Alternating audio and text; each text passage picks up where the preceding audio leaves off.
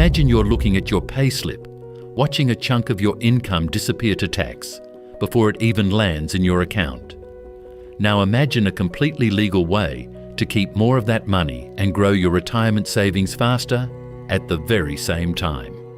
That's salary sacrifice into super.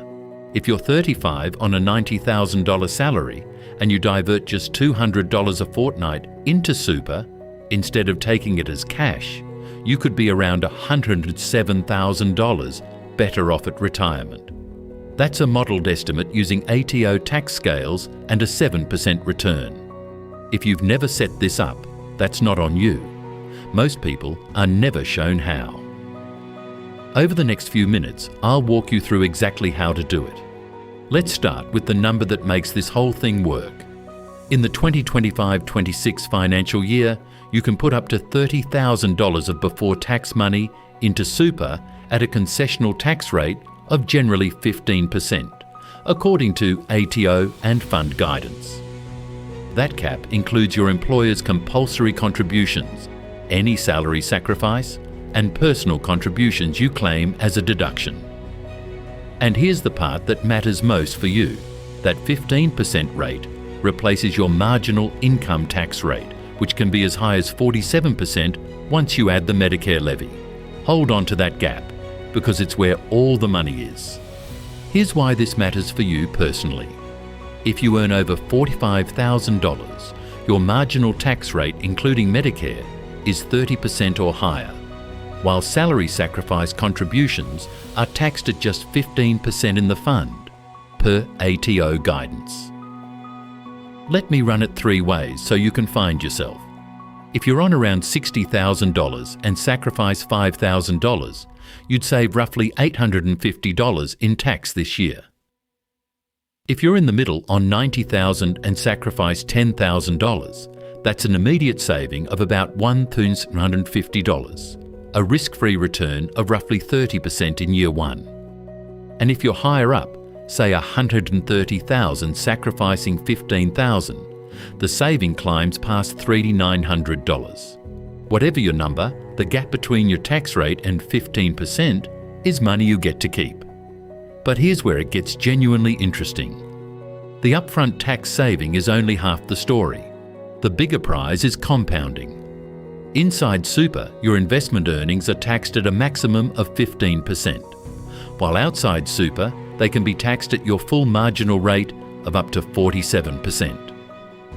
On a modelled estimate, if you sacrifice $10,000 a year from age 37 to 67, that could grow to around $664,000 inside super, versus about $376,000 if you invested the after-tax equivalent outside super. That's a gap of roughly $288,000. Think of it this way. That's the size of a fully paid-off investment property, left on the table just because the salary sacrifice box was never ticked. Now, let's get practical, starting with your first move. Check how much of your concessional cap you're already using. Log into your super fund's online portal and find the contributions or transactions section.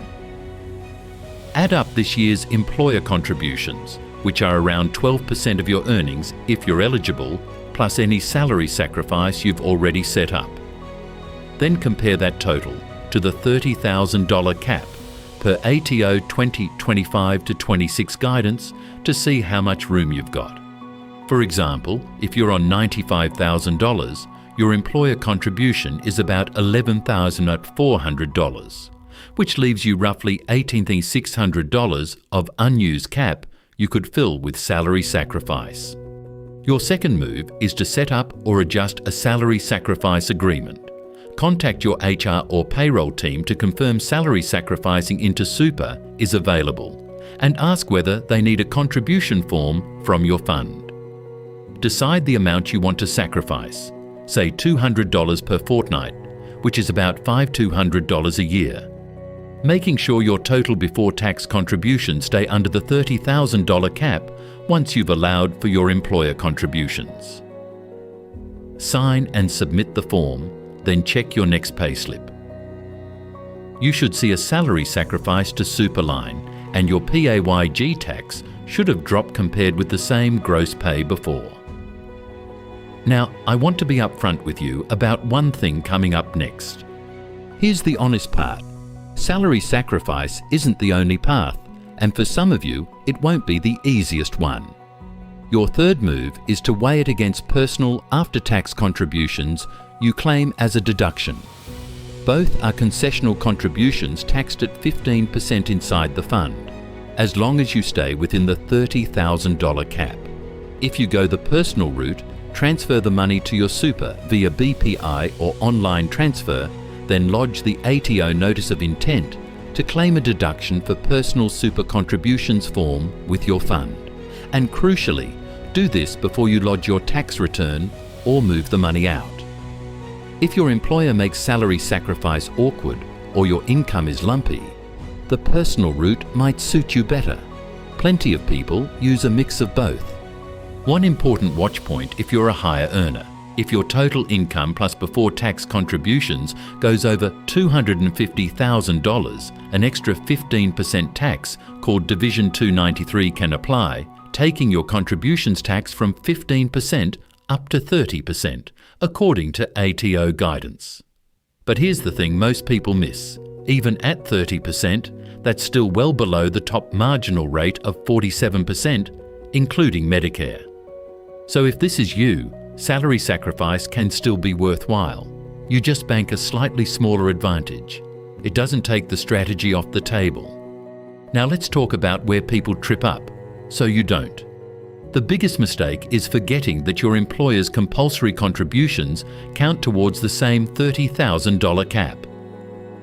People set a salary sacrifice amount, ignore their employer contributions, and accidentally breach the cap, which triggers excess contributions tax and wipes out the whole benefit. So always start by counting your employer contributions first, then sacrifice the room that's left. The second slip, if you go the personal route, is forgetting the Notice of Intent form. Skip it, and the ATO treats your money as a non-concessional contribution. You miss the deduction, and the strategy falls apart. And this is where most people leave money on the table without realizing. Here's the myth I most want to bust for you, that salary sacrifice is only worth it if you're on a big salary. According to industry fund guidance, it can be tax effective for anyone earning above $45,000 because your marginal tax rate is typically 30% or more, while contributions are taxed at just 15% inside super. Even on a modest income above that threshold, the tax saving can be hundreds to thousands of dollars a year when you redirect income into super instead of taking it as cash. You don't need a huge salary, you just need to be earning above $45,000 and have room under your cap. If that's you, this works. Let's pull it together fast. First, log into your fund portal and check how much of your $30,000 concessional cap you've got left. Second, set up a salary sacrifice agreement with HR or payroll for a fixed amount each pay. Third, decide between salary sacrifice and personal deductible contributions and lodge the ATO Notice of Intent if you go personal. Always count your employer contributions first so you stay under the cap, and keep an eye on the $250,000 Division 293 threshold if you're a higher earner. Do this and you cut your tax now while building your retirement faster. At the same time, if you've made it this far, you now know something most people in your situation never work out: how to keep more of your income and grow your super at the same time. You don't need to max out the cap overnight.